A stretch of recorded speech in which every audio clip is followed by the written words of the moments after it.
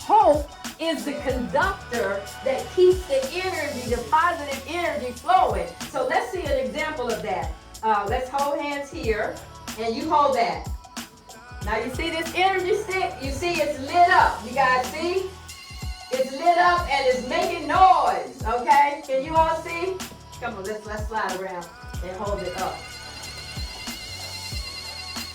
You see how this energy stick is lit up and it's going? Okay? Now, Copolitist Linda, drop your hand. Okay, you see how it stopped? Let's just do it together, just kind of unawkwardly. Just hold it. Now, hold the hand again. There it is, lit up again. Okay, First Lady, drop your hand. Okay, now hold it back together again. So hope is like the conductor. It's the energy that flows.